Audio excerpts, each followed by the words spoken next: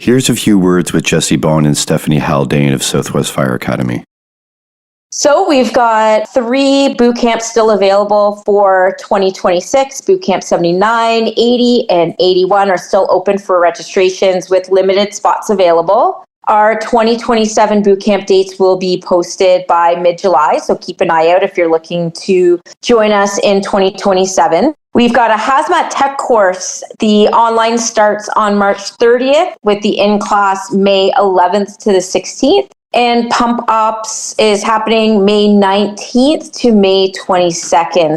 I want to give a quick shout out to Boot Camp 74 who graduated March 12th. They were a spectacular group of individuals and really looking forward to seeing how far these guys go in their journey. I wanted to mention, we get asked quite often, why would I choose Southwest Fire Academy over another fire academy or college? And I think Jesse truly, as the leader of Southwest, sums it up perfectly. Yeah, I think we do set our students up for success for the provincial testing and all the things that they need for certification. But more importantly than that, we try and take it up another level and set them up for the career of firefighting. And we do some extra hands-on training. You know, we really do focus a lot on search and some extra firefighter survival and RIT and flashover. And we really try and give a real firehouse experience. And I think an important part of that is we're owned and operated by actual firefighters. So it's important that we produce good students. We want the best of the best coming out because they may end up in the back of a truck with us one day. So we design our program intentionally to try and really instill the motivation, the passion, the mentality of continuously training and good aggressive firefighting. The biggest seller is our incredible instructors. We have some of the best instructors that, in the world of firefighting. Scott, yourself, Riley, who this podcast is for. So it's all like-minded individuals, and it's a good program.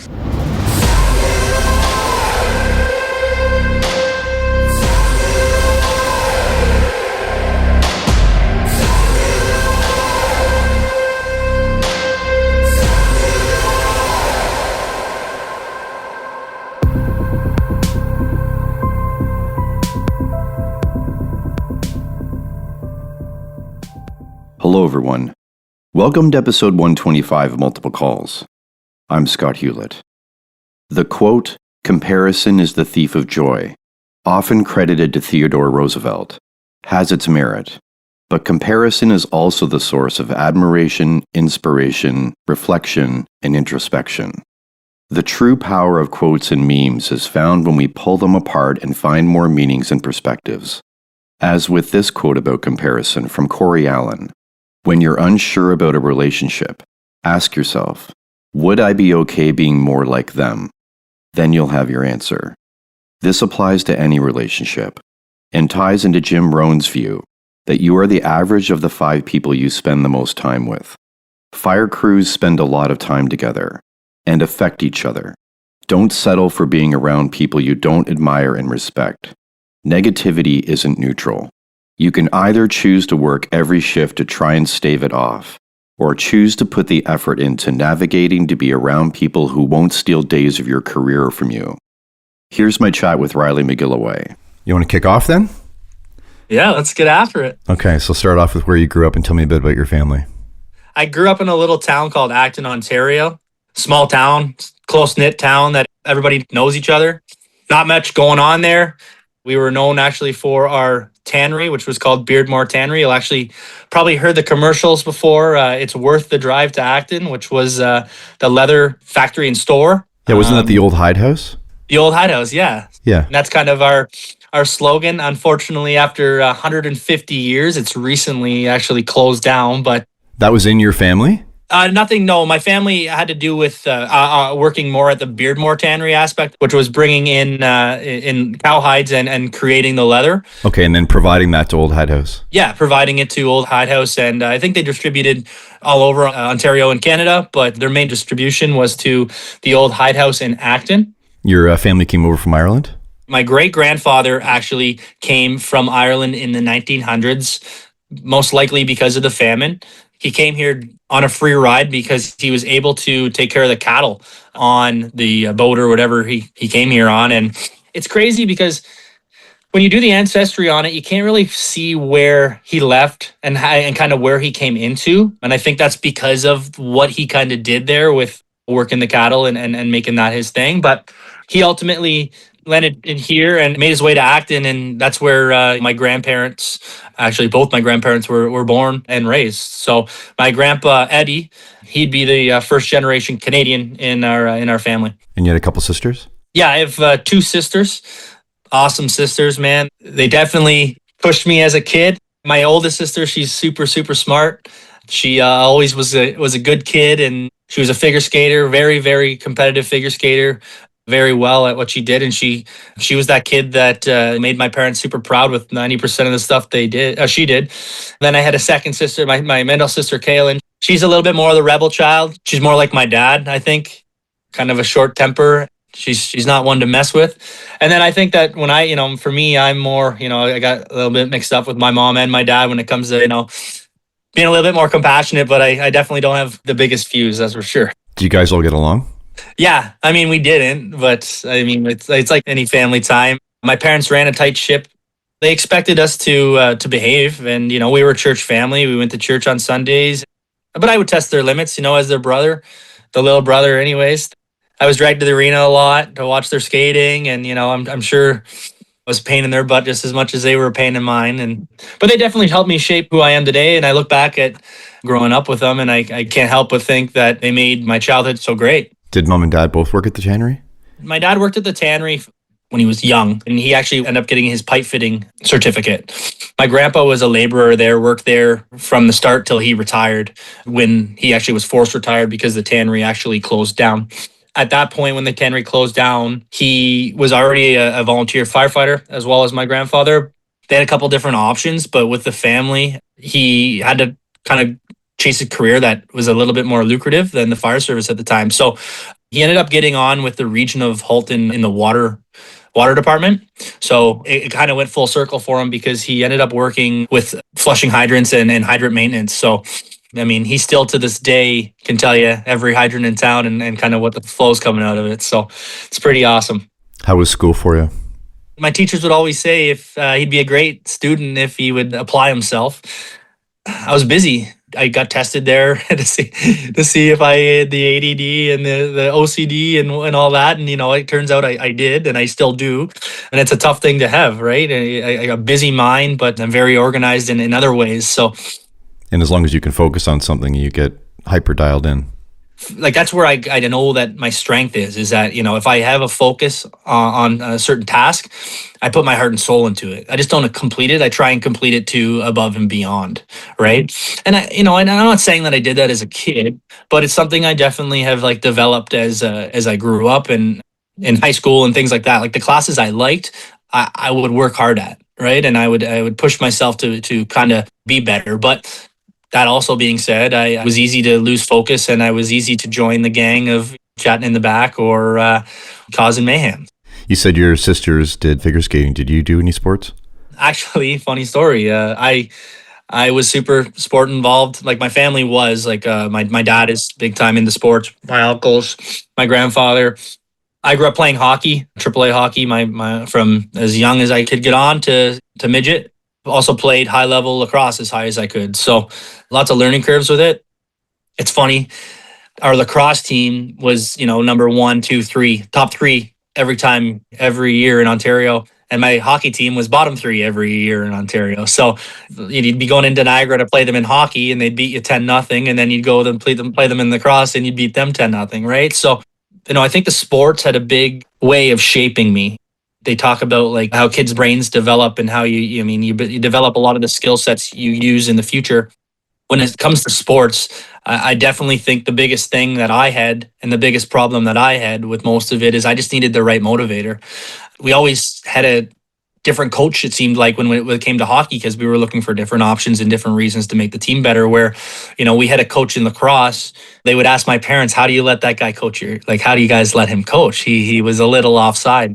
But he knew how to push me to put me in positions to win, right? He didn't expect me to do things that wasn't my job. He built systems and structures that allowed us to perform as a group and a team. Where hockey, we didn't really have that. I was a half decent hockey player. I felt the weight of the world on me a lot because I was committed to the team for a long time, right? So I definitely think when it comes to mentally and how, I take criticism, that's definitely something as I've grown up. It's been one of the biggest eye openers to me is that as a kid, I remember my grandfather always saying to me after hockey games, being like, what we're telling you is not to bring you down. They're trying to help. But that being said, my dad ran a skating school. I was on the ice every day, right? I had no excuse not to be decent. And you know what? When I felt a lot of pressure in hockey, where, in lacrosse, I felt I had to do my job and be good at it. But hockey, I had to almost do above and beyond what I needed to do to make the team successful. But I was taking it personally, right? It's like having a craft and someone kind of getting on you about it. So if you've put some time and some skills into something and it's your passion, hockey was my passion, but I obviously didn't know how, and I suffered with taking criticism.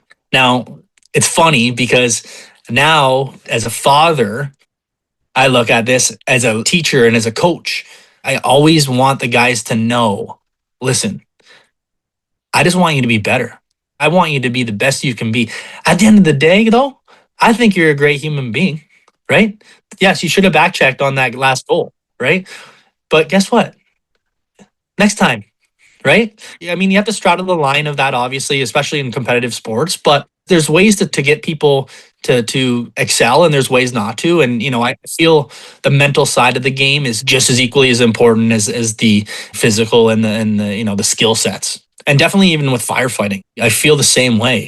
Anytime I'm doing teaching and stuff like that, I'm a vibrant person. I give you 110. I think that my energy feeds into your energy, and with that comes high performance. But if you screw up, yeah, I'm going to give you maybe a little bit of a tough time. But guess what? As soon as you get outside, I'm going to say, yeah, you screwed that up. But guess what? You did this, and this right. Guess what? It's a win. So we just hone this little skill here. And guess what? Now you're well-rounded. You got the full circle. We should be a little upset that things didn't go necessarily perfect because that means you care. And no one's ever perfect. No one's ever perfect. And it's just how you take it, right? I still struggle to this day. I get help because I struggle with it. And it's the understanding that it's not who you are. It's something that you've done and it's something you can work on. Yeah. It's awesome that you came to that self-awareness though, and you actually work on it because some people don't. It's the hardest thing ever to do. It's not easy. It's not easy knowing your flaws and it's almost like, they get into, I don't want to get into too much of it, but you read about the neuroplasticity of your brain, right? The contribution of what you have from birth to over your childhood and the way that you're wired. And the way I was wired was to, during conflict, kind of shut down or take it personally. Growing up and trying to be a leader in that way, wearing a captain as a hockey player or a lacrosse player, you have to lead in the way of being able to accept those things and not take them personally, right? So I suffered, man. I suffered greatly with it bugging me, right? So I knew, especially moving into a career that's very, very on the edge of everyone kind of giving each other some words, right? And there's high stakes. Yeah, but you have to be able to take it, right? And I still, again, even at the job, I struggle with it sometimes too, right? Because when you make something your baby and it doesn't go right, it hurts. And I get it. What jobs did you do before the fire service? I actually had a pretty awesome life when it came to having different jobs. My first job was actually for one of my best friends. His dad ran a plastic company. Now when I look back, I'm like, oh my God. I was running a big bandsaw and cutting plastic and throwing it into a grinder. So we're just recycling plastic. It was nice because my mom, she was a stay-at-home mom. She raised us. During that time also, she was babysitting my cousins. So my cousins would get dropped off in the morning and she was a nanny for them type of thing. But she eventually ended up working at the same place that I did. And it was close to my house. I could walk there from the bus. So that was my first job. Looking back, though, I built responsibility and work ethic. work ethic. And you know what? Not everyone would know. When I look at it, not everyone would go and run that saw. The blade would fall off sometimes and it would be terrifying. Let me just tell you that. Then from there, I moved over to working at Home Hardware. To this day, one of my favorite jobs I ever had. Honestly, wow. Yeah, because like Home Hardware typically hires your guys that had a good career at something and go there and they love just the social aspect of it. They're there for that, as well as they have some skills, right? So they all have a little bit of something that the plumbing section, or they kind of take each section to as their baby. So that's where I kind of really dove into everything. I wanted to kind of get a skill set and understanding of plumbing and electrical and driveway salt and painting and all that. It wasn't the easiest job too. I actually had a boss there she was pretty hard ass, to be honest. She kept it straight and narrow, and she tuned me and a couple of my buddies that worked there in a few times, right? But looking back now, again, it's things that you think about when you're older. I don't necessarily agree with how she did it. I understand why she would have done it in different ways, but it's something you add to your brain or your arsenal of how you want to treat people as a leader, and it shapes you. So yeah, it's interesting to look at experiences you've had through the lens of them as an adult, and you start to understand, oh, even if you don't agree with it, you might understand, okay, I understand why you were that way. Yeah, it's wild. I was working actually for a guy there, the boss who owned the place. Awesome guy. A huge mentor of mine when it comes to like lifestyle. Like he was working as a lineman for electrical, ended up getting a hardware store and just grew as a businessman and an entrepreneur. And you know what, he worked his butt off to get where he is, and now his life is something I'm envious of. He's an awesome guy and gave me so much opportunity. Thinking back on other stuff that I did, like when I was working at the plastic factory, I used to go and weed eat at this guy's house as well, and run a weed eater all day, right? And get paid $30 or whatever. So you think now you're like, not a shot. No way. Right. But I mean, again, it's those things that, you'd sit there and you'd weed eat all day, and then you'd get there and you have $30 and you'd go, okay, you know what? I need to get a good job because that sucked. Right. But you wrote that you did farm maintenance and you were around racehorses. Tell me about those. Like I said, he owned Home Hardware. As he grew, he ended up having a smaller farm, but then he moved into a big racing training facility. And when that happened, that's kind of when I dug deep into maintenance side of stuff. So I was already kind of involved with the hardware store, but and liking electrical and plumbing and all the above. But then he needed me to go and work more at the farm. So he was offering me hours at the farm, which was just like cutting the grass and weed eating and doing different things around the farm. But again, I loved it. Some days weren't the best, cutting grass all day or, weeding all day, but he'd be like, hey, go cut that tree down. Right. I'm a 15, 16-year-old, 17-year-old kid. Looking back now, I'm cutting this sad, but I had to cut this willow down. And I'm thinking to myself, I look back at the pictures and I'm like, figured it out. Right. Like, again, I was always envious of people that had skills that they would figure it out. They did a bit of research. They put themselves in a situation to win. So I got to give them credit for bringing me to the farm and doing that, because I figured it out. I never ran a nail gun. Next thing you know, I'm running a nail gun, putting all the fence posts back in. I never did shingling or siding, right? Next thing you know, he's got me driving around the barn and putting the roof back together or driving some siding screws in, right? It's just those little things now. I look at them and say how much they have impacted who I am and what skill sets I've been able to develop. Yeah, it wasn't just the $30 for the day of work. No, it led to so many things. And it also brought me towards the horses, right? My family has no ties to horses. One thing leads to another. Next thing you know, you're out there, you're helping. I was helping my next job, which was in the barn, helping out. So working with horses, grooming horses, training them specifically. I was what they called a rider. So I would take the horses and exercise them every morning, be out there on days minus 40 of it out on the track, just freezing, putting 5, 6, 7, 8 miles into them and getting them ready to go. And that's kind of where my work came when it came to anything with horses. Kind of gave me that foot in the door to eventually get into what I'm doing now with the farrier work, right? So, and then actually I got one more. job that I had before I got the two more, but we'll make them quick. I loved every job I really had. I mean, there was one job that I didn't like and I didn't stay long. So, but I had another job working actually as a line painter. Again, one of those things where, I feel like I've always walked into places that they've given me opportunity to do more. Even with line painting, like most guys go there and they drive what we call a blocker truck. So if you see a line painting on the road, they usually have a couple blocker trucks depending on the speed limit, obviously, right? And then they have their center line, which is the paint truck. Day one, I'm in the back of this thing. We're between Guelph and Kitchener, and I'm painting just the white line, right? But it's like I've never sat in this thing before. I have no idea. There's put out the dolly. I'm like, I don't even know what that means, right? But it's like anything else. If you just jump at it and you try, I get so, as OCD as I was, I'd get so worked up, man. And I was working with a bunch of guys from Newfoundland. So, Okay. you know how that goes, Yeah, right? So, yeah. so like these guys would come down and they'd put in a season, right? We would line paint. We'd leave Sunday night and we'd usually get home Friday morning, but we would paint as much time as we could. And I had an awesome crew, but you had to stay positive and happy and get after it because it just made it go by faster, right?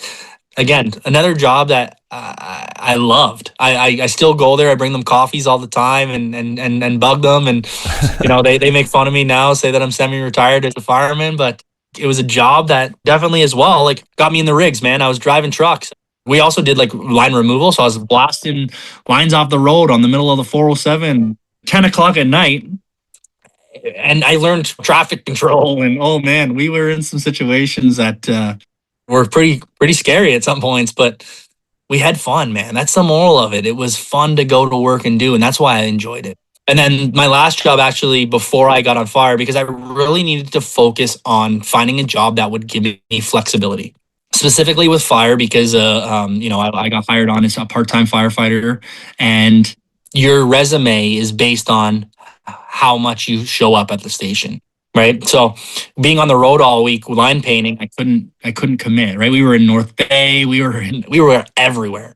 I got to give credit, big time, huge credit where credit's due. My sister's fiance, he builds firefighter killers. Okay. He builds roof trusses. All right. We forgive him for that. Okay. The gusset plates and the wood. But that's the job I had before I got on as a firefighter.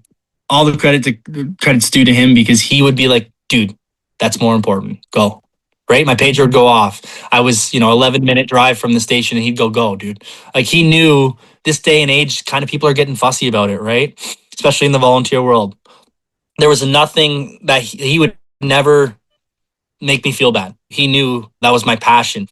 Now, that being said, though, building roof trusses, I don't know if a lot of people know how they're built, but what happens is they're cut at one side of the shop, then they're put on carts, and the carts are wheeled over, and then they're set up in what we call a jig. So the jig gives you your setup, right? You'd stand at one spot, and you would put your piece of wood up, and you'd put your gusset plates on this metal pan, and the guy would come around and he'd crimp them into the wood, and yeah, that was your day. I'm a pretty happy guy, go lucky guy. I like to see the good thing. I love the guy too, and he's actually a really good guy, but when he's working, he doesn't say a word. I will tell you right now, as much as I loved that place, I couldn't wait till it was the end of the day either, because building these trusses and doing what we did there, oh my gosh, it led to some long days. When you hear the same song on the radio by the third time in the day, you've put in one, right? So, but again, that was a sacrifice that it made it all way so worth it because I was able to go and to chase my dream. I owe those guys huge, man. To this day, I still tell them all the time. I'm like, man, you gave me the opportunity to be where I am today. I can't thank them enough. You were exposed to the fire service, obviously, through your family really young, but just talk to me about what that experience was like and what drew you to want to do it. It's cliche to say, but ever since I was a kid, I had two options. I wanted to be a professional hockey player or lacrosse player, or I want to be a fireman. You look at my yearbook for grade 8 or whatever it's called, right? And it says fireman or in the NHL. What do you remember about being around the firehouse? So like I would almost always think to myself, even as a kid, this is kind of the direction I want to go. I got to be honest with you. It's addictive to watch the pager go off and to watch someone change into Superman for my whole life, and not just one person too. Acton used to be just by itself. It eventually amalgamated to what it is now. So my dad and my grandfather actually worked both together for Acton Fire Department originally until it was amalgamated. And actually, they have one thing on me as well. Within Acton, with a Beardmore tannery, like we talked about, it had its own fire service. Oh, no way. Yeah, they had Beardmore Fire Department in there. So they always would tell me all the time, I wear two hats. You know, you're all right, but you know what? I was a fireman twice. So it's like anything else, man. I think that you're either drawn to your parents' careers or you're not. You want nothing to do with them, right? But the way I see it is, I always respected and I always looked at as a kid to the people that had generational stuff. I don't know if it's an Irish thing, but we love that tradition. Johnny's dad's a blacksmith, so you know he wants to be a blacksmith. Jessica's dad's a dentist, and so she, you know, like that. That's the type of stuff that I love. That so I had no real pressure into it, but dude, I was.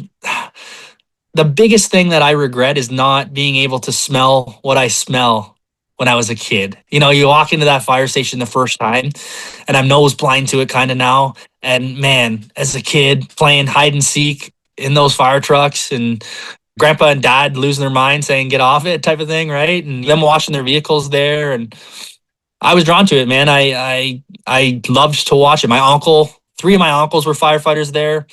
My other uncle's actually a cop, so he gets hammered all the time. We give it to him, right? And his son is going to be a cop too. So when you wrote to me, you said you got into it initially for the general reasons, helping people, adrenaline, brotherhood, but then you matured and some more stuff came out of it for you. What about that?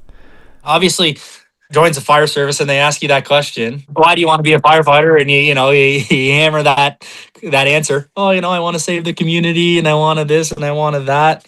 I think that the fire service is the perfect example of you never can know enough. Like I said to you, most of these jobs that I liked and I did, I tried everything. And the fire service has never ending tryings of everything. If that makes any sense to you, right? Like, let's face it. You can literally create or do or put yourself into a different situation pretty much every shift you go in and work. For me, it's having the skill sets that we need to know and not necessarily honing the basics like we always do, but it's expanding the basics as well. Here's a good example, PPE. Yes, putting on your face mask and your helmet and your gloves and your gear and all that stuff is so important. And here's a way that I do it. But that doesn't mean that's the way you have to do it, right? And that's a good example I always give to people is that PPE is personal protective equipment. Personal. How do you do it? Do it so you do it good, essentially, right? And that to me, like in all aspects, right? Yeah, I might hold the Halligan a little bit differently than you in some variation or form, but it's how we can make those skill sets happen. I loved always learning. I loved gathering information. I loved learning other people's ideas of how to do something. To this day, I still, even teaching, I'm like, that worked better than how I would do it, right? And that, to me, that's the biggest growth of all. Man, teaching is the greatest. It's the greatest, most humbling thing ever, because sometimes you're like, wow, this probably isn't, in your head, you're, oh, this maybe not work. And it does, and you're like, huh, wow. I guess I'm doing it that way now. Yeah, well, I guess, you know what, there's another way I can teach it. Sure. It's the never-ending skill set. If you're bored, it's your own fault. If you're bored, it's your own fault. If you don't have passion, or if you don't, always something, again, to do. There's always something you can go and make yourself proficient at. And the number one thing you can work against is complacency. Am I being complacent by sitting here and doing nothing? Absolutely. Again, on the 24-hour shift, it's I don't expect everyone to be that person that's grinding. And I tell people all the time, I'm like, I don't want you to be like me. Unless you want to be, no problem. But I have just as much respect for the people that go to work, that work 24 hours and do their thing. They have their skill sets. They hone their skill sets. They work as a team. They work out as a team. They fill the rig up together. They eat dinner together. I hope they get a shutout. They get up in the morning, they go home and they turn it off. That is perfect not everyone has to want to go to work and leave work and want to think about fire helmets and, fire trucks and fire conferences and all the things that go about it, right? I still sometimes drive myself a little crazy with it, but I've noticed that as a kid, as I said to you, I'd learned a lot of different skill sets, but I put all my apples and oranges and everything into this basket. So, I walk with it proudly. And that's kind of where I'm at with this. I like I said, I don't want everyone to be like me, and the guys that are like me, we seem to be together. So, we're gravitated towards each other. So what was the hiring process like? the hiring process for me, I was at the time where it wasn't easy. I still remember telling my mom I'm going to go to firefighting school, and her kind of going, I don't know why you'd do that. Actually, it was fuel to my fire, because I remember, and she hates this, but I remember vividly, she had someone that worked for a different municipality in the HR department. And she mentioned to them that I'm going to go to firefighting school, and they basically said to her, he's better off to go try and be an astronaut than a fireman. She kind of tried to, that, and being with a firefighter and my grandfather and being raised in the family, and they're not as obsessed with it as I am necessarily, but when the pager went off, it was game time. So we missed dad and grandpa a lot, but that drove me nuts, man. Like, I have a better shot of being an astronaut than a fireman. There you go. The fixation, you can't do this. And I still live that way. You can't do this. You don't deserve this yet. Right. And that's where I ended up going, you know what? I'm going to fire school, and I'm going to go to the farthest one away so I can do my own thing with it. So I went to fire school, and then, only did the pre-service program with Lambton College. So I'm a Lambton Lion through and through. So, everyone kind of wears their school on their shoulders. So, shout out to Lambton College. But getting out of school, so I had the bare minimum to do all that, right? Is it the Lambton Lions? Lambton Lions, yeah. It's so funny that lamb and lion are in the same name. Yeah, no, the Lambton Lions, yeah. Yeah, the Lambton Lions, yeah. Lamb and lion, yeah. Lamb and lion, yeah. Lambton Lions, yeah. So at the time, they had in my opinion, they had the greatest facility going. When my sister had a boyfriend that went there, he'd come home and show me these videos, and it's funny because you have no idea, right? So I'm looking at these big industrial fires with tankers and stuff like that, and I'm like, oh my God, that's great, right? Meanwhile, it's because of Chemical Valley, and they're doing all their training on that, right? But don't regret it at all. A phenomenal burn tower there and facility. We didn't have the new facility yet. We were still out in the can. It used to be a Quonset hut, most of their training, and as well as portables for their for their teaching. We were still at that aspect, but with some awesome guys. Huge shout out to my man Braden McKenzie, one of the best firefighters, man, I know. He's one of those guys, man. He's just well rounded. His dad. If you don't know Braden, his dad raised him right, and he comes from a generational of firemen, right? So he was super focused at school. He kind of kept me in line with making sure that I made good decisions. I was never as smart as him. I still am not as smart as him, but I got to give him a huge shout out to getting me through school and helping me develop and get to where I am today too. So yeah, I finished up school, and that's when you would still have to go to either Brock or you would have to go to York. Yeah. Was chasing those. I'm a hands-on guy, right? I struggle, man, with testing. I will be the first to tell you, I am lousy, dude. Even with to this day but I'm a good arguer at these tests too, right? To this day, even writing any of my tech level stuff, I'm like, 2 answers to this, right? And my brain always goes to the one that doesn't obviously make the right call sometimes, right? But I struggled, man. I spent $9,000 in testing. Wow. I finally cracked a few tests, and it wasn't because of me getting smarter. It was because of me kind of knowing what was to expect. It's not, looking back now, I probably could have done a little bit more help when it came to that stuff. And what I did was put in the effort and put in the time to try and just head down and hammer it. Right? I didn't have a lot of money when it came to putting money towards getting the help at the time either, really. So head down and do what I can and spend the money on the tests and make it happen. And so I ended up passing a couple of times, but then failed later on in the interviews, right? And getting hammered on interviews and questions. And, I was a kid. I didn't know. I thought I was doing great. I sat down with someone and kind of went over their questions and mine. And I was like, oh man, I'm way off. The cool thing about that too was developing thick skin for an interview, right? So when you fail and fail and fail and you don't succeed at something, right? I was building that mental callus that what do I have to lose?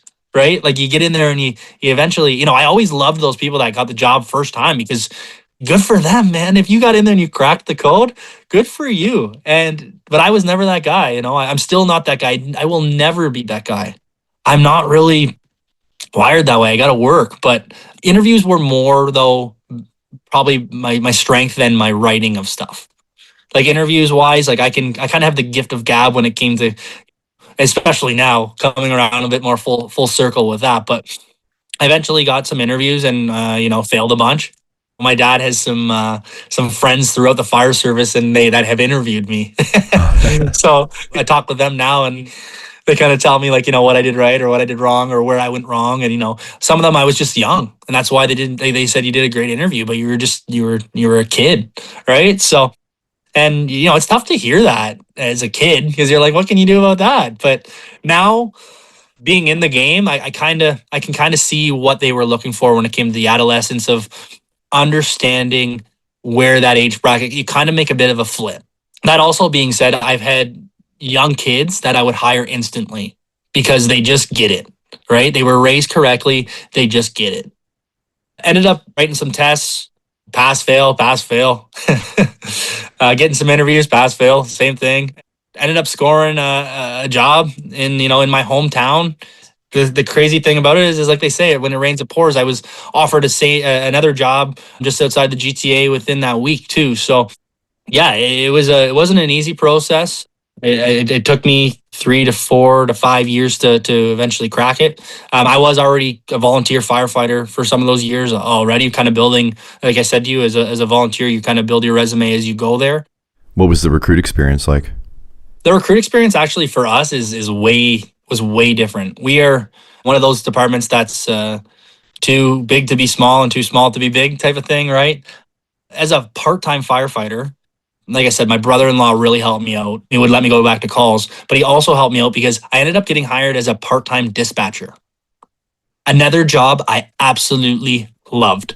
Wow. And most guys hate that, right? And most guys think of me and they talk to me and they're like, you liked dispatching. And you know what? I said to myself, I would always, I liked the preparation of dispatch.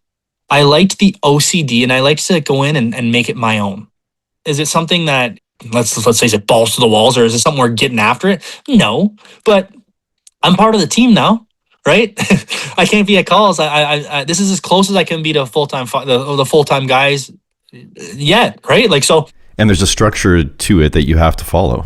Yeah, and you know what? The cool thing about it is that, again, we were a small department, so the actual dispatching of it was never really the same. Each dispatcher kind of had their different take on it.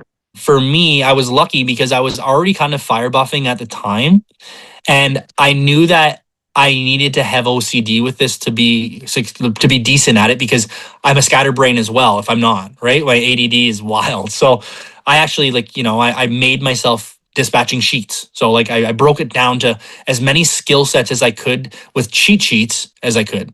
So I would, I'd page out every time. I'd be like, blah, blah, blah, respond to blah, blah, blah with blah, blah, blah, right? And all I would have to do is write in like where you're headed, what the call type is, and what truck you're taking. But I'd write that down quickly from the dispatcher and then like obviously a couple details and then page it out. But what I loved about it the most is developing what some captains want to hear everything.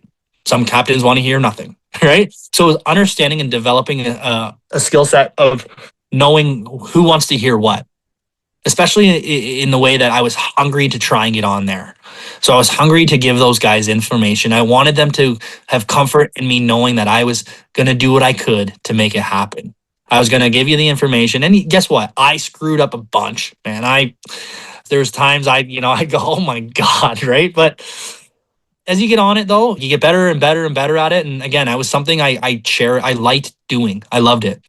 And I also actually was able to From there, work a little bit at, we were doing burn permits and front desk work. So I was actually able to work as the clerk at the front desk as well. So developing and like burn permits, and we were using a program that allowed me to kind of understand like what is called Firehouse.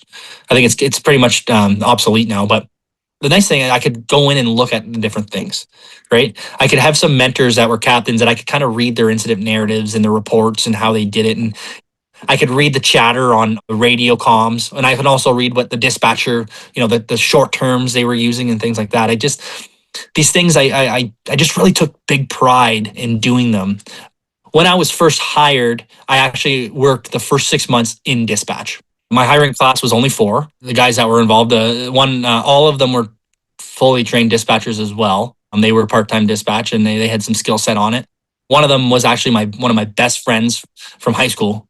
You talk about mentorship and things like that, and I think about growing up as a kid and being around my man. His name's Jake.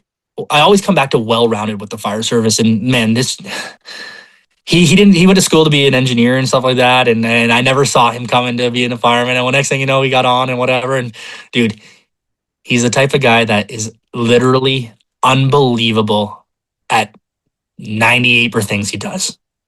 He's probably one of the best firefighters we have. Dude, the guy can weld. He can do it all. He can do it all. So part of me was like, when I got hired, I was like, we all got hired in the same class. I'm like, man, I got to try and keep up with that guy, right? As much as it wasn't, but he's just, to this day, as a human being, that guy is the most skilled human being I probably have ever witnessed. He's just got it in every way. So shout out to him. But once I was completed this 6 months in dispatch, I was sent right to the truck. Worked for an awesome captain, a captain that has known my dad for longer than I've been alive, and my grandfather. He calls me Red. They call my dad Big Red, and they call me Little Red. So, and then I had an Acton captain that they both kind of sat me down and they gave me what I needed to hear. Right, as a kid, there's a big difference between being cocky and being confident. Right, and I still take this lecture every day to different people, and to me it's again another line that you straddle, the line of being cocky and being confident, right? And confidence comes from developing skill sets and repeating that development, continuing to develop it, right? That conversation they had with me, it shaped who I was and how I performed, right? And the nice thing about them is that they would let me make mistakes. They'd give it to me about it, but they would let me make mistakes, and they would let me hone those mistakes myself. They didn't fix them for me. They let me fix it myself, right? They knew how I carried the job. They knew how I carried myself when it came to, you didn't have to tell me if I screwed up. I knew it, right? He was unbelievable, my first captain, at setting me straight and putting me in a path that really helped me, not only where I work, but outside of where I work. It allowed me to really, really focus on helping people that were kind of like me, that were super into it. But rather than doing things at 110, bring that back to 90, because your 110 is most people's. They have no idea. They can't even think about that rate, right? You wrote about how you learned how to treat a rookie. I don't necessarily think that a rookie necessarily needs to be the guy that does everything, right? And a lot of places think that. Like, let's all mop the floor, or let's do this, let's do that. It wasn't like that, right? We did it as a team. Everyone had the role, right? I knew at the end of the day, if there was a few calls and, the toilets need to be done, or, everyone was kind of burnt out, it was my turn to step up. But it wasn't the everyday, all the time expectation. No, man. And you know what? And that's the cool thing about this too, is I'm super into health and fitness, and I go on these different runs at different times with different types of workouts and whatnot. And they really bought into actually my program in the gym. So we were working continentals. We weren't 24 hours yet either. So we were working like Monday, Tuesday, off Wednesday, Thursday, work Friday, Saturday, Sunday, right? And then you're off, it switches the next week. I mean, in a workout sense, it was unbelievable, right? Like we were getting after it. So I had guys that were ahead of me that were only hired at 1 year before me. An Acton captain who to this day is, again, another guy that has done nothing but given me opportunity to grow in. He's a tree climber, one of the most, again, amazing rope guys ever. And he just never stopped giving me knowledge. He knew I thrived off what he wanted to show me, right? And this is the biggest thing I always say to guys too, is when you work in the fire service, the best way to be liked is to act like everyone is teaching you something. Let's face it, man. Not every action or you've heard it too, where someone's like, "Hey, move the bar a little," and you're like, "I know, like, just give me a second. I know, I'm headed that way, right?" But there's ways to take it. Oh, really? Oh, okay, right. Next thing you know, hey, if you cut right here with the tool, then it'll be easier for you, right? You may never cut there ever again in your career, or never see that same setup or nothing like that. But if you take it like, right? Or if you take it in like personally, this is what I'm saying. This is where I've really grown, where, I've learned now to just go, yeah, man, like, you know what? That works. That's pretty slick. And not every time that the person trying to help you knows what you know or don't know. So they're just trying to be helpful. But again, it's like anything else. You either take it with a good attitude or you take it with a bad one, right? And the more you take it with some enthusiasm and with a positive aspect, it could never come up later on ever. But that person now goes, man, he's teachable, right? And especially as a rookie, these guys would be on me, right? And I don't think there'll be ever anyone that tells you that I don't put in an effort and I'm not really teachable. I try and always give people the benefit of the doubt and let them guide me. And if it makes it harder, guess what? I've learned the hardest way to do it. It's just another skill set of, okay, maybe this is how it's going to be, and it's going to be the hardest way ever. But guess what? Now I got A, B, C, D, E, F, G in the plans. Specializing in machinery rescue and forcible entry, Rescue Squad Ironworks builds world-class heirloom quality training props for your fire department. Designed and built by firefighters for firefighters, and backed by years of fireground experience and training across North America, they are reliable, realistic, and repeatable, allowing you to train multiple students and be extremely cost-efficient. Find RSI on Instagram at rescue_squad_ironworks or via email at rescuesquadironworks@gmail.com. Let hard work be your legacy. How did you get involved with instructing, speaking of that? The instructing side of things, actually, out of school, I was like everybody else, trying to get in anywhere. Hey, where do you want me to set doors? Hey, you want me to come sweep the parking lot? Hey. The actual instructing side, I think I first started doing large animal rescue. I did some instructing with like my department in different ways. They'd give me as a young, passionate kid, they'd give me a bone and be like, okay, let's do a little nozzle forward, or let's do a little tick training or whatever. I'd always raise my hand to help. And then I think, though, with my first actual instruction and development was working with large animal rescue training. As my background was, I mean, I always say this to people, when you get in the fire service, you'll go through some years of learning. And then when you hit that limbo of 5 years to 10 years, hone something, make something your own, right? So I was kind of in that spot where I was allowed to grab something and make it kind of how I thought it should be. And that's kind of where my first type of instructing kind of came from. I was able to take a course. There was a lady offering, she's a doctor out of the States, world-renowned large animal rescue. Her name is Rebecca Houston Jimenez. Phenomenal instructor and just an unbelievable horse person. She came down and taught a class on it, got hooked on it. And then I kind of steered towards, I was doing a lot at the time. I built a bike with Jake. Jake's an unbelievable welder. So me and him put a bike together. And it's funny because that kind of brought me in brass with that, as well as like my farrier work. He's obsessed with metal. So that kind of was the bring over of, he had a different name on Instagram at that time. And I was super into Force the Door, right? I'm an old school fire buff. I got all my dad's old magazines. I have them. So we started shooting the breeze about large animal. Next thing you know, he's like, listen, I'm going to be doing some stuff at Southwest Fire Academy. I know you have some skill set with grinder and, hand tools and stuff like that. I'm wondering if you want to come help me out with the burn cans, right? That's where literally the change of my life happened, meeting Andrew Broussard. Personally, think he's probably literally one of the best firefighters to walk the ground in Canada. Here. Yeah. He's a phenomenal guy. And the thing about Andrew is that he gives everything to everybody, man. He is the greatest human being going. Yeah. So we ended up building these cans, working on that. as I said, these things lead to things, right? So put in a good work, did some really nice work on the can. And the next thing you know, we were building the forge. And as the forge was being built, built a kind of a relationship with Jesse. They kind of seen the type of guy I was. They gave me opportunity and I jumped at it. So I did a couple boot camp classes. I was lucky enough to be involved in some tech stuff as well. Brass took me on and we've been forcing doors for the last 5-6 years. Huge shout out to him. I always look at fire teaching as a gift to myself in this way. Like we discussed earlier, as much as I teach, I learn. I'm the first to tell you when I get there, I am skilled at this skill set, but I am no professional. I will teach you everything I have, but I'm a big believer in enthusiasm.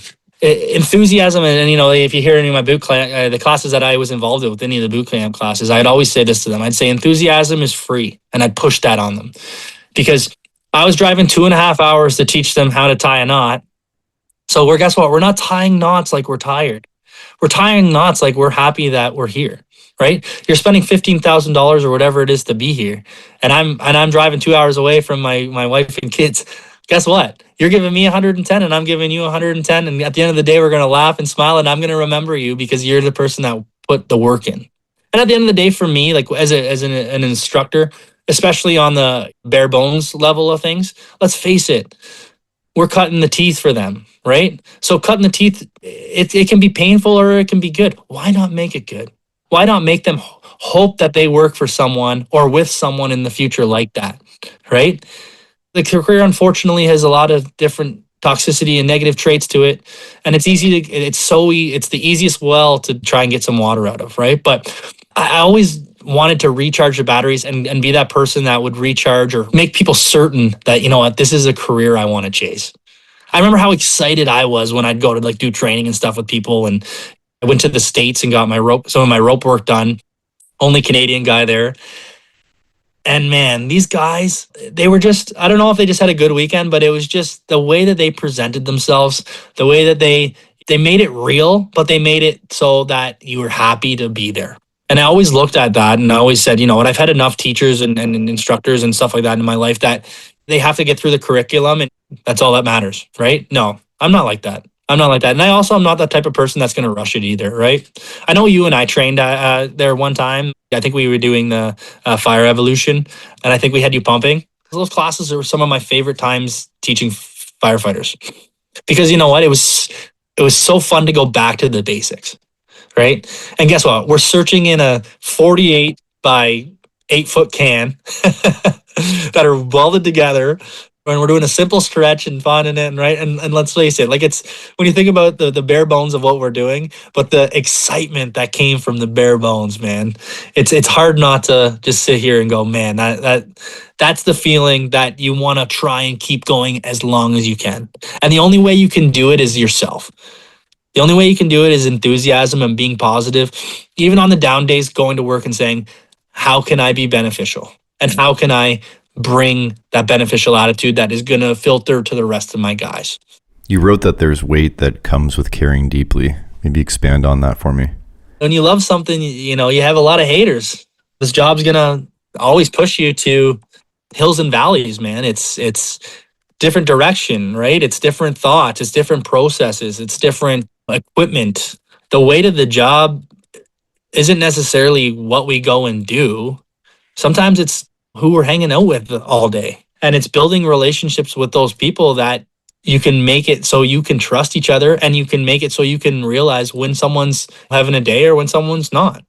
And the big thing about it is when they're not, how can you help them?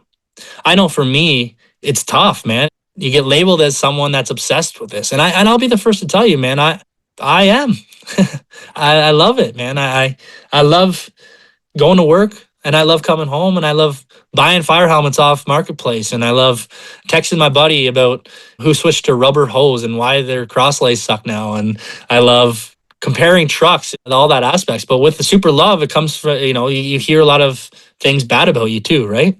A lot of people don't realize that they don't really know that I love that people can turn it off too. They take it personally as a reflection of them, not just an appreciation of how you are and how you see it.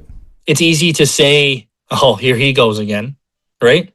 And you know what? The thing is that It's not like that. A lot of the times it's not, right? I was always taught as a kid, if you're going to do something and you're going to step up and do it, do it. If you're going to drop the mitts in hockey, don't talk about it. Don't. My dad was never the one to tell me to go after somebody, but he said when the job needs to be done, you do the job. A lot of the negativity that I have developed in my brain when it comes to not properly being able to process positive or negative criticism sometimes, I have a lot of other skill sets where it's like, you know what? I can't half-ass this. I can't miss the corners in the station. It's also things such as simple as this is like in the morning, switching out your pack just to give you, the SOP says 4,000, but you always want 4,500, right? And or, you switch your tick camera out, or you put your face piece on to check your pack in, or it's kind of those simple things that kind of seem to upset people too. It's knowing how to take it, right? And as a person that, I don't want people to think bad of me. I mean, I don't think anyone I kind of envy the people that don't care. I mean, and there's lots of those, but as in going through school and stuff like that, I was always the guy that would always I didn't care what you did. I found it fascinating that you were unbelievable at guitar or you were good at calculus. I never wanted to have hate with this job. As much as you're going to have guys that are into it, you're going to have guys that hate the guys that are into it. I carry that because I hate being hated for it. I signed up and I wanted to do this career and I wanted to make it. I want my kids to grow up one day and say, yeah, my dad had fire helmets laying around the house all the time. He went to conferences and my mom would get upset and be mad. And then he'd come home and then on Saturdays, his phone would ring and then he'd go, hey, Mom, Christmas is coming. I better get to work. And then she would roll her eyes, right? Again, for anyone listening or anyone in the fire service that loves what they do, but they feel the weight around it, you're not the only one. And it says more about the haters than it does about them. You're doing something right usually, as well as I do. There's some left-sided of that, or there's guys that are trying their best to do things right, but they're really far off doing it right as well. So it's finding that happy medium, but that's where being humble comes in, right? And I'll be the first to tell you, I'll get up in front of people and I'll put on a brave face and I will do whatever it takes. And when we ever went to a fire together, I'd go to work, but I'm humble enough to tell you that I have lots of flaws in my game and I love it because I want to work on them. The greatest thing that you can be called in the fire service is well-rounded. If you are well-rounded, you have an idea. I'm still a firefighter pursuing acting captain right now, but I crave my captain, who is an absolute beauty. I got a few on my platoon. We flip around quite a bit. We have a weird system, but I always love to hear, what do you think? You know what I mean? It's nice to have that thought on, hey, what do you think? Or, okay, we're headed to this and we need the door taken down, right? They're going to look over their shoulder and they're going to say, hey, dude, do your thing. And guess what? Like any shift, though, there's going to be guys that are good at medical. There's going to be guys that are good at this or good at that. We all have to be good at everything, right? But that doesn't mean don't lean on the guys that are great at their skill sets too, right? And that's it. I have a guy that's medically unbelievable. Unbelievable he is, right? And he's always mad because he's always going, you guys always put me in the car and I'm doing the medical and you're cutting the car in half, right? And I'm like, I feel bad for him. So, the odd time when we get a little door pop or whatever, he does it. But I always look at him and say, man, your skill set is so unbelievable. Sometimes medically, I'm like, all right, what next? Whereas if that's our loved one, that's who we want with them. Exactly, right? Exactly. I'm not saying that I'm terrible at it, but, I go through the basics and then he's got some more development on the grand scheme of things. Speaking of passion, let's dive into the True North Fools. So tell me how you got involved with them. Yeah, the True North Fools is actually a funny one. I'm actually more of a GTA guy. Like I'm an hour from Toronto, but the big reason why I jumped on True North Fools is because of my connection with Lambton College and the guys out in Windsor Way, right? Brady McKenzie and all those guys. When the Fools came to Ontario, again, a guy that's super into all of this and on social media, I'm always keeping an eye on stuff and, trying to get onto the next training thing. When it came to Ontario, the both of them opened and I said to myself, you know what, I got to get on one. COVID, I think, crushed both of the Fools quite a bit right at the beginning when it came to the momentum. I actually had signed up for the Hogtown Fool. They were doing a forced entry day at Six Nations or whatever, but COVID shut that down. I was excited because I've been doing forcible entry at that point for quite some time, but I was excited to just kind of see the direction of where they were going to take it. But that ended up getting shut down. I actually was looking to do the event in Chatham, Kent as well, and it got shut down. So yeah, all that kind of shit happened. And then next thing you know, I was like, you know what? I got to get involved. And at the time, the Fools group that was putting something forward was the True North Fools. Jumped on the True North Fools train. The first time I actually did some work with the True North Fools was at Lambton College. And that's the thing. I got involved in it a little too soon when it came to training, because at Lambton College, was helping Brass teach forced entry, the Forced Entry Academy. And then the second year we brought it to, they brought Romagis down to Southwest Fire Academy. And again, we were doing live fire forced entry. So I wasn't really able to be a member. You know, it seemed like everything that was kind of going on, I was asked to help with. That went around, and then there was some grumblings of the president stepping away from it. And I know that there was a little bit of a pause with the True North Fools there for a while. I was bouncing it off a couple of my mentors like Brass and Cadiz, and seeing, hey, what do you guys think about this? Like, why don't you guys do it? Right? Basically going, hey, you guys should jump on this president job and we'll run it, right? They had their own past and they didn't really have interest in it. And I had a lot of ideas. I had a lot of thoughts. I really sat and thought about it. My fiance at the time, you know, I discussed it with her saying, listen, like, I got to recharge this somehow, right? I was already probably on the job for 6 years ish, right? And I was kind of looking for that recharge. And I messaged Rob T-Bear, who's an absolute legend, and Phil, and said, hey, if you need me, I'll step up and I'll try my best. Next thing you know, I I grabbed the reins and I took the presidency over of the True North Fools. To be honest with you, it's one of the most amazing things I've done. I personally, selfishly love it. I eat it up. It's hard. It's not easy. The pay's no good. And you know what? Like my family, I'm so lucky and blessed to have who I have around me, because they encourage me to chase this dream of outside the four walls of my fire station. So, walk me through the conference in Waterloo, how that went for you. What people don't realize is that money just doesn't grow on trees, right? And everything in this job and in this world is liability and insurance and all that. So I put my thinking cap on and I said to myself, okay, what is our main focus? Our main focus with anything is safety and liability. Well, how do we go about that? Well, safety and liability leads to insurance. So I had to come up with a game plan on how to make a decent amount of money, because everyone knows anytime you put firefighting involved with anything, it triples. Sat down with a guy, kind of got a game plan as to what that would look like. I lean on those who help me, man. And again, the greatest firefighter in Canada, he hooked me up, dude. He said to me, listen, I know what you're trying to do here. We'll make you a door. We'll give you a deal on it. You raffle it off and you put some money together and we'll make it happen, right? So I put that out to the group saying, you know what, we gotta build this as a business. Business wise, we have to have a website, a Zoom account, proper insurance. I laid it out. Our goal was to go to OIFC, sell the tickets, and put forth what we could to do that, right? Ended up being a huge success. I think we sold about just shy of 40 tickets, and that paid ultimately for the insurance and everything involved, and allowed us to put on a training day at Waterloo. Now, the training day at Waterloo, my goal with that was, how can we now develop the brand? How can we put a brand forward that represents what it's supposed to? Brotherhood, tradition, hard work, all those things, right? My thoughts were, the first thing first is that we got to put it at a price range where people can make it happen. We were lucky enough to get the secure Waterloo. With that came the 4 different stations that we ended up running. So, you know, I always wanted to give back to the guys that kind of gave to me when it came to training. So I had used as many outlets as I could when it came to training.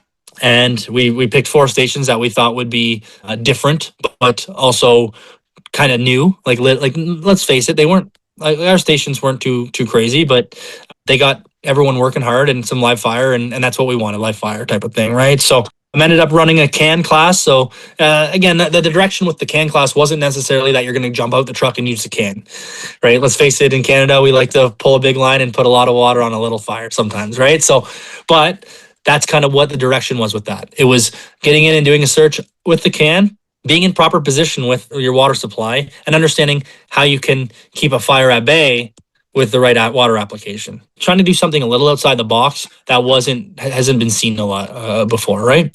Then we added some live fire forcible entry, which everyone loves. Little roof ops, which we don't do enough of. We had some flat roof as well as pitched roof, and then we had some vent enter search.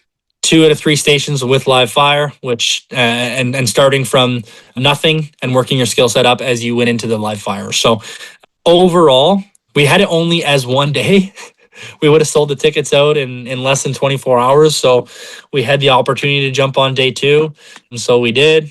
Sold another 20 tickets to that. We rocked and rolled, and everything was cool and everyone was safe. It was a successful weekend that I still get messages all the time that, this was one of the greatest. I've been in the job for this long, and this is one of the greatest trainings I've ever done. I agree. The energy was just awesome.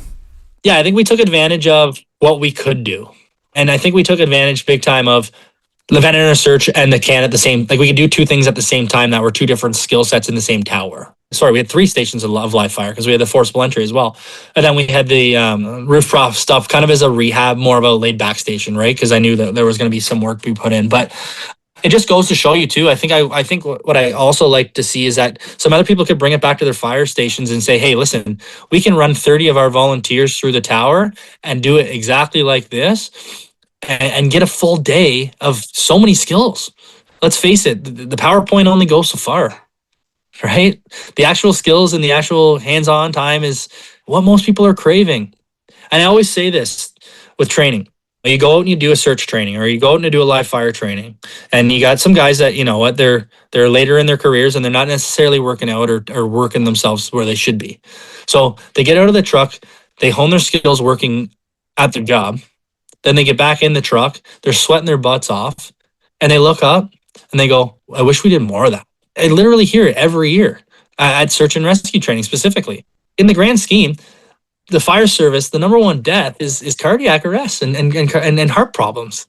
It's not easy. Don't get me wrong. It's not easy to put your gear on and do a search training all the time, but maybe that 1 drill a month that you're doing that search might lead to someone going, hey, I feel great. I love doing that. Or, hey, I need to work on that, right? I need to work on myself. I need to get in the gym. I need to walk a little more. I need to eat a little less, right? Let's face it. My dad had a stroke a couple of years ago now. And, my dad was an independent dude. He didn't have help for anything, man. He did everything himself. He didn't need help. And you know what? Now his life has changed completely. Does it mean that, he if he was, in the gym or did this or did that a little bit more? No, but it really makes me look at this and go, hey, my health is important too. I know this is a little off topic from the question, but it's crazy to think that, doing our job and going and putting a wet sweat on when it comes to doing a search training and getting back in the rig and going, man, that was great. I wish we did that every month. Well, we're hitting 5 benchmarks. Teamwork, we're getting a sweat on for our working out, working on our skill sets. We're practicing getting in and out of the rig. And, we're probably practicing communication while we're in there. There's never a downside of it. I think a lot of places need to focus on doing it more.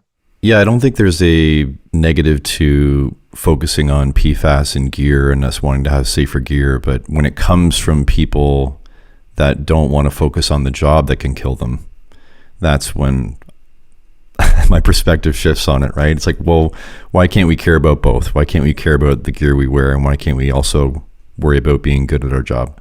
You can't say it any better than that. That's for sure.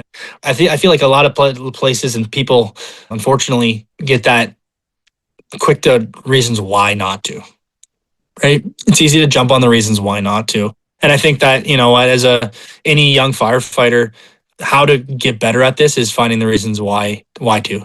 And then your impact on finding reasons why might be the impact on that 50-year-old or that older guy that's kind of almost done his career, giving them a few more extra years of their life because you've pushed them to keeping up with the young guy. A lot of the times, and that's all it is, right? It's that little push or that little thing of you just need to find someone that wants to do it. And once that one person does it, it just gets done. Do you think any of it is with some of these guys that they've never had a moment in the job that's scared them, where they've realized, holy shit, that was bad and I wasn't prepared, and then they have that blood drain from your head kind of moment? Yeah, but I got to tell you, man, I think it's the development of hills and valleys in the career, right?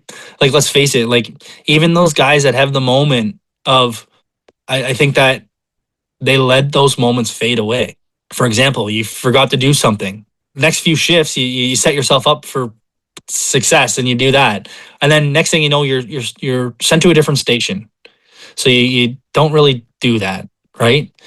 And then that leads to back to where you were. I think the big thing about it is staying consistent to you. It's hard to maintain, and that's a personal. I really think that's a personal thing too, right? But it's also brought on by a good leader, right? We always go to leadership. Let's talk about how, like, a lot of self-motivated people are easy kind of to lead in ways of preparation because they're motivated to prep. If you're not motivated, now your captain's on you about setting your stuff up, and now he's an ass, right? Because, he's telling me how to do it too, right? So it's so hard to find that middle line, but being well-rounded, like I said to you, is huge, but being consistent. I'm a huge stickler on the morning check. Huge, right? And to the point where, again, that's the weight I carry because people know, and I come in and I do that. I don't move the Halligan bar to bug you. I move it, I touch it so I can touch it so I can go, okay, this is where it is. Okay, this is where the home safe home kit with all the smoke detectors is, and this is where the screwdriver is. So when I go in at 3 a.m, I'm not going, oh my God, how am I going to put this in the roof, right? It's for me. The morning check is for me and for my family, right? It's for me to, someone's having the worst day of their life. The last thing they want me to do is get there and not be prepared. Preparation. And I always say to my rookies, the fire truck is made to screw you over. Let's put into consideration the way you put your pack in the seat, or the way you put your mask beside you. There's going to be one call where that mask gets caught on the seatbelt, or there's going to be that one time where your tick camera, the cheap carabiner on it snaps in half and it falls off, or it won't turn on, or the battery that you put in it was only had a blip of time and stuff like that, right? But our preparation, why not take that extra minute to prep and look for those things? Because there's enough things that can go wrong. There's enough other things that can go wrong, right? So I'm a stickler that I even check like the hose. I'll pull it out a little bit. I know that, okay, the nozzle, we do a Minuteman and the nozzle sometimes, but depending on the truck, sometimes the nozzles are poured at the top, sometimes they're poured at the bottom. So it changes kind of the way the nozzle will be. So sometimes I have to have the nozzle on my shoulder. Sometimes I need to, because if I let the nozzle fall, I'm tripping over it now. Guess how I know that? Because I've tripped over it, right? So again, I like it, my guys in the morning, I have some rookies under me now. I'll say to them, okay, where's the nozzle? And they'll go, okay, yeah, the nozzle's high. So if I'm pulling that line, I know the nozzle's got to stay on my shoulder. But if some trucks it's low, so you can pull it right out and put the nozzle nice and low. It'd be at your hip. Another one I go by is this: our department has bail colors. So our bail colors matches your pull on your pump, right? But guess what? It's only good until that bail breaks, and then guess what color they put on after that? Black. Any color. Yeah. Any color. Yeah. Right? So we'll get a new guy in, and I'll go, how'd your truck check go this morning? And they'll go, good. And I'll go, okay. So if I pull a 65 hand line off the back of the truck and I call you to pull a white line, what goes on with that? And they'll go, well, what do you mean? And I'll be like, listen, you're new to this. I want to help you, okay? Because guess what I would do? I'd call for a white line. Next thing you know, I'd charge the blitz gun that's right beside it in the bed. And guess what? Who's been there and done that? Me, right? I've was told to charge it over the white line. So those little things like that just show you're passionate, and it's just that. To me, it's those things. To me, it's knowing that I'm working with a gargantuan today. So when we put the wetsuits on, if we get a wetsuit call, he's gonna wear size 14s and I'm gonna wear size 12s, right? But the bags don't really show which size they are. So I know if I throw it in, I'm throwing him the right-handed bag, and vice versa, right? It's just for the truck check stuff like that's. I'm a big believer in getting there 75% when it comes to 100% when it comes to fires ready to go, but anything else pretty much ready to go. Pretty much like we're jumping out of the truck. We got to put a life jacket on if it's a water call. We got to just grab the rope bag if it's a rope call. The harnesses are right there on us, and we have them on. So when we get there, they don't see us putting them on. And that's kind of where I'm at. And I mean, that's the direction of your leader. And sometimes leaders might or might not want that. But I always thought a battle-ready firefighter is one that can make a department look good. Right? Let's face it, Scott, you and I have been in some fires that we got inside, you couldn't see a thing. And if there was a video camera on what we did while we were inside, they would love to see it, because you're tripping over the hose, then you've moved that chair, and then your partner moved it back in front of you, and then you drop the Halligan, and then you lose, and right? So I always say to my rookies, listen, let's be really good at getting to the front door and looking professional at doing that first. Okay. And then when we get there, let's take a deep breath and focus on what our job is next. Right? Get a size up. Let's look professional on the way there. Let's put our mask on professionally. When we get inside, if we trip over each other a little bit, that's fine. No one sees it. Right?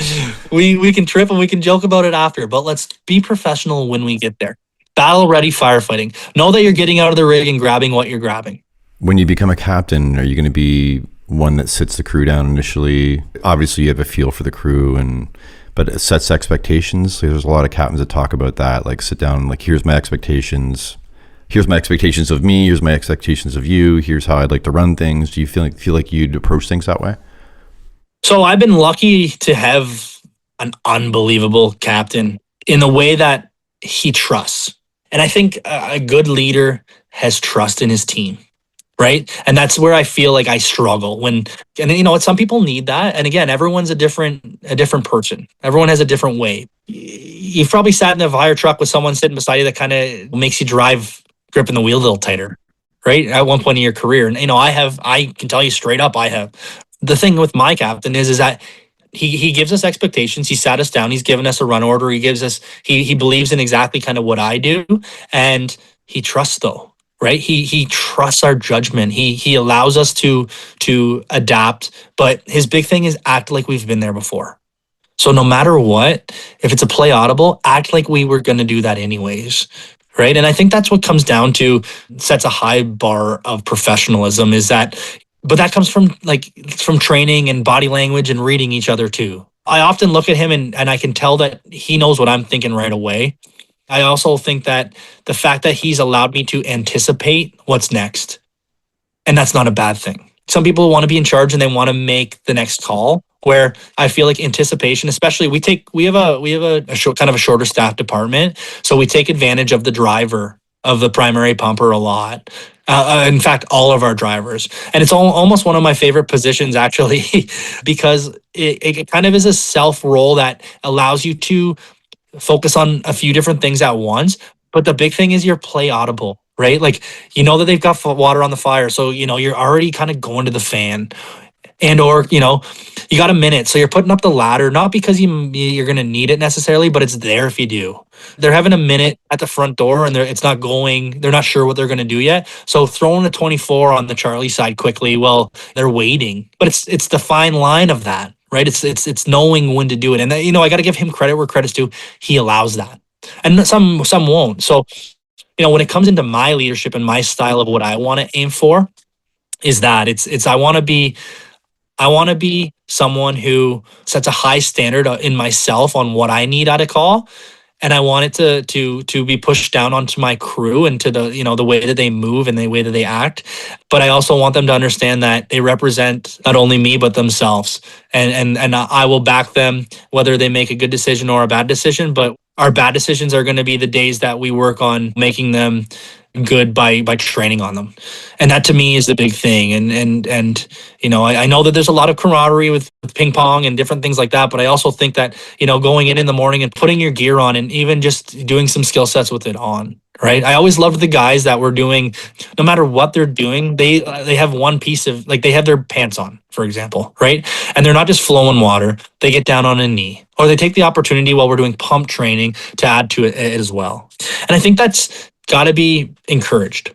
Like I said to you, I know that my enthusiasm might not always be high at work, but I want to try and build a crew that when they know that I'm down, they're raising me up by their skill set. And when they're feeling down, they know that I got their back. And you know what, as much as I won't be getting task oriented, which I will be right there behind them, setting that tool or doing what I got to do to make it happen.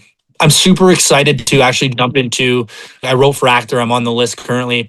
I'm super excited to jump into that middle position of it. I really wanted to actually talk to you about this, and where I think the fire service is kind of lacking is taking advantage of the 10 to 15 year guy.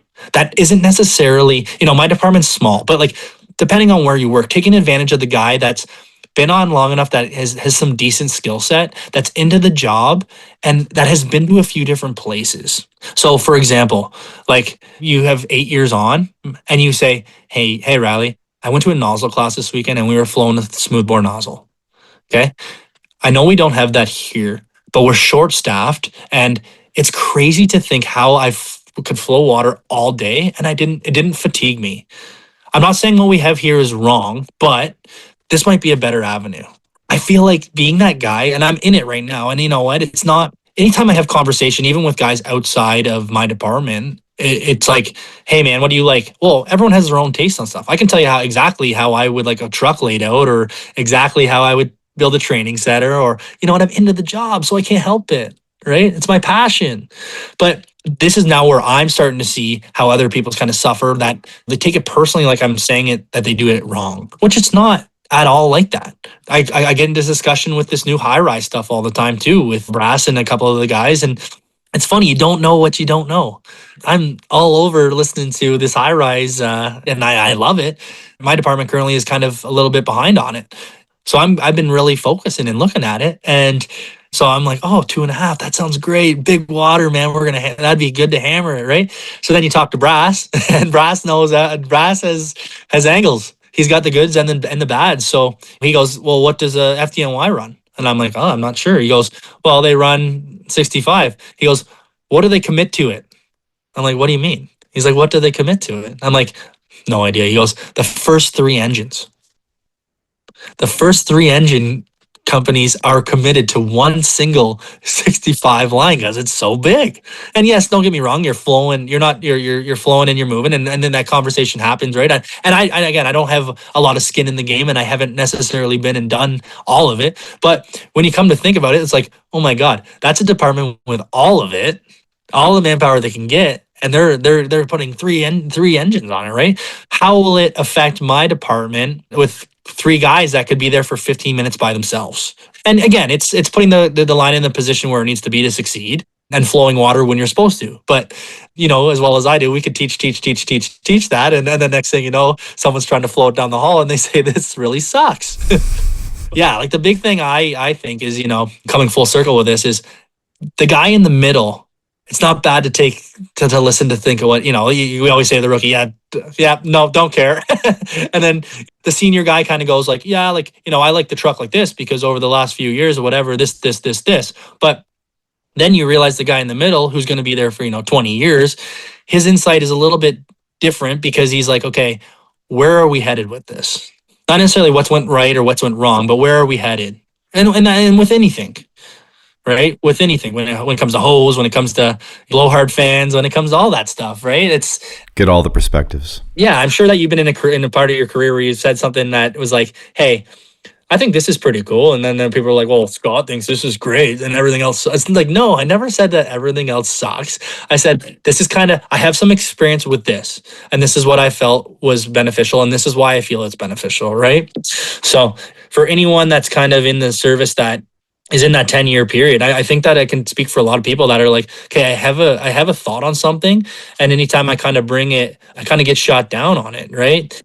And you know what, we have some younger guys, like a couple guys younger than on the service than me, and what I tell them and what I've been trying to do is document it, build it so when it's your time, it makes sense, right? Because again, I could say, okay, we should switch to this nozzle, and next thing you know, I didn't know that they didn't make parts for it anymore. Right? Or the company went under, and I'm like, oh, I'm preaching this. And the next thing you know, someone else is right. And they're like, dude, you need to think about the big spec of this, that it's more than just the nozzle. It's how can we fix it and we break it. It's how can we do this or how can we do that, right? And there's always got to be the devil's advocate. I just think that I want to shout out to the guys that have been on for kind of 10 years which have these ideas. Build those ideas as you go, and don't be afraid to say, wow, I was way off, or wow, this is what I found, and present it in a way that isn't necessarily someone's gonna rub them wrong. Let's finish off by touching back to True North Fools, because the Smoke is Showing conference is coming up. So I know it's sold out, but let's plug it. So again, like I said to you, this Fools group was pushing to year one was to build our brand, which we successfully did. And we were fortunate to put some money in the bank that allowed us to do what most of the guys involved wanted, was to bring in the big names. When it comes to bringing in the big names aren't cheap. So, and then going to the best training facility, which within the GTA, in my opinion, one of them, it's not cheap either. So we came up with a plan. We got the right guys in the right positions within the executive to make this happen, and we did. So it's been put out. It was sold out within 24 hours. Personally, for me, I was so happy. Not for necessarily for the group, but for the Canadian Fire Service. The messages that we've received from different Fools groups, one being in Canada, messaging us and basically saying, like, you guys are setting the bar, right? And I mean, that's never what we wanted to do. It's just we wanted to give opportunity. I've been lucky enough to be that guy in the role that is in charge of it. But like, I'll be the first to tell you, just because that's where I am, it doesn't mean that I'm doing this by myself. The group does this. It is a group effort, and we have buy-in from everybody. Like, huge shout out to VP Resendez. I know you've talked to him. There's a guy that continues to show up and put in work and give back to the fire service every time he gets out. You got T-Bear there as well. Another guy probably gives me a push on passion when it comes to getting things done. He gets things done, man. He gets after it. Another huge shout out to Gary Penstone.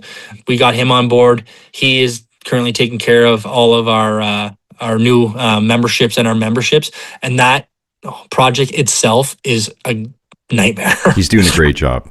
He is so good at it. And you know what? He is a good example of someone that has grabbed something and does it professionally. And he has been a huge game changer for us. So, and we got Cam Wells and we got Haley Green and a bunch of these other ones that are involved as well. Lefty.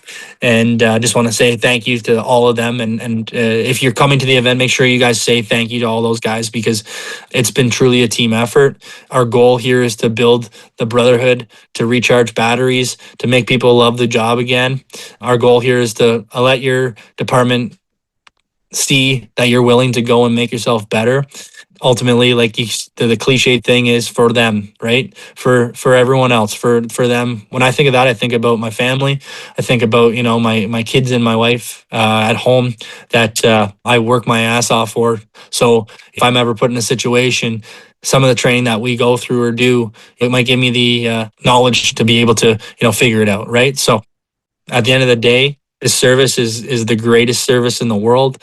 The fire service itself truly is so unbelievable that I wish everyone knew the outside walls of the fire stations and came and saw something like this, right?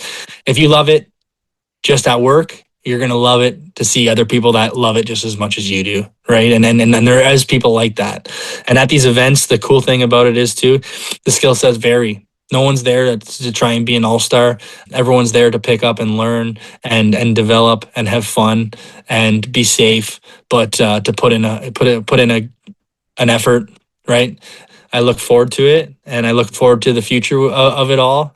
Yeah, I talked to a few people that said they're excited to come, but also nervous. And I made it very clear, like, this is the most supportive and like building up group, right? The day you're going to have an amazing time. There's nothing to be nervous about. No one's there to show off. There's no egos. It's about brotherhood and sisterhood and the family and just getting better, like you said. So I'm like, get that out of your head right now and just go excited and have fun. The cool thing about it is you step up to expectation too, right? So if you go into it with a mindset that kind of nervous, you should. I mean, I remember going to courses too and being involved and being super nervous, but getting there and all I can recommend to people is pushing themselves to what they're working with, right? And another thing too, if you're working with someone that's a little less skilled than you or whatever, hone it back and be a leader to them, right? It's easy to go to forcible entry class and find the strongest guy there and break through doors. Find someone that maybe is having a little bit of difficulty with it and do it. Because guess what? That's how you get better. You're only as good as your weakest link, right? So if you're that weak link, step up and do your best, but also find someone that's going to encourage you and stay with you, and everyone's going to win at the end of the day. Yeah, it's okay to have nerves about yourself and how you're going to be, but don't have nerves about being judged by other people. Absolutely. There's no judgment, and we're there to learn and to have fun. And at the end of the day, if you walk out of that place and all you got is a love for the fire service again, that's all that matters to us. Right, that's a step. That might be the only step in the right direction. You could hate every course we do, but if you leave that place going, man, I love what I do. That's what we care for. Awesome. Any final things you want to throw on here before we pack up? No, I just want to thank you for your time and for what you do. I think that you highlight some of the greatest Canadian firefighters. I think you're underrated when it comes to how much your podcast hits home for a lot of people, and how much hearing different people talk about things and their struggles and the way that they've navigated this career. I think it's helped more people than you know. So from the guy on the other side, I just want to say thank you, Scott. And I don't think you get enough credit for that. So thanks, brother. Means a lot to me. Oh, and actually, you guys are starting one. There's something that jumped in my direction, and my plate is full. So they brought it up that they were going to do some of that. And you know what? Who am I to say no? Right. So I told them, I will be honest that you guys are going against one of my favorite podcasts ever. And then I think the fire rescue service guys got one going too. Right. So there's plenty of room in the pool. Yeah. The Firefighter Rescues Ontario, they're doing a great job. And Resendez, I just listened to his episode. It was awesome. So I'd recommend that to anybody. Absolutely. Resendez, and we got Brad Gregory. His is great as well. Yeah. So he's going to be on here soon too. So the more the better, man. The more the better. Yeah. No, that's the good word is out. The Fools one will. I believe T-Bear will be running with that. Rob T-Bear. So yeah, we'll see how that goes. But stay tuned for our episodes of that. I'm sure I may venture onto that at some point to give someone a hard time or so ask some questions. But thanks for honing my skills at podcasting.